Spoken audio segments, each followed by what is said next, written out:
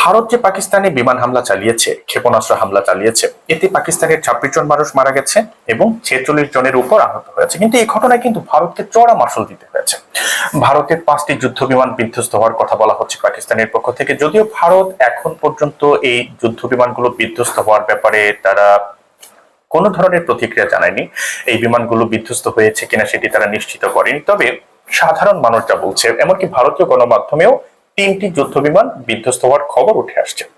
এখন এই যুদ্ধ বিমানগুলো, কোন যুদ্ধ বিমানগুলো বিধ্বস্ত হয়েছে? দেখুন, 5টির মধ্যে যে 3টি যুদ্ধ বিমান বিধ্বস্ত হয়েছে বলা হচ্ছে, সেটা হচ্ছে 3টি হচ্ছে রাফাল যুদ্ধ বিমান, যেগুলো সর্বাধুনিক যুদ্ধ বিমান। যে যুদ্ধ বিমানগুলো ফ্রান্স থেকে ভারত সরকার কিনেছিল এবং এক একটা যুদ্ধ বিমানের দাম কয়েকশো মিলিয়ন মার্কিন ডলার। তার মানে হচ্ছে এই হামলার ক্ষেত্রে ভারতকে চড়া মাশুল দিতে হয়েছে। ব্যাপক ক্ষয়ক্ষতির মুখে পড়েছে ভারতের বিমান বাহিনী।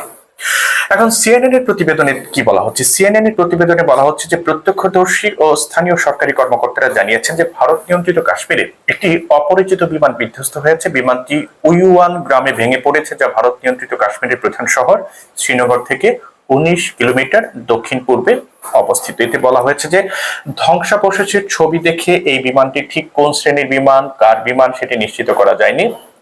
পাকিস্তানের পক্ষ থেকে দাবি করা হয়েছে যে এই বিমানগুলো ভারতের, কিন্তু ভারত এখনো পর্যন্ত এর কোনো প্রতিক্রিয়া জানায়নি। তবে 3টি রাফেল সহ ভারতের 5টি যুদ্ধ বিমান ভূপাতিত করার দাবি করেছে পাকিস্তান। এটি সিএনএন এর প্রতিবেদনে বলা হচ্ছে।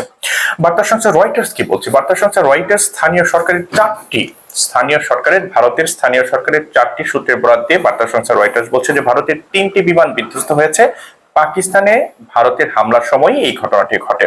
তবে বিমানগুলো এমনিতেই বিধ্বস্ত হয়েছে নাকি হামলায় বা গুলি করে ভূপাতিত করা হয়েছে, সেটি রয়টার্স নিশ্চিত করতে পারেনি।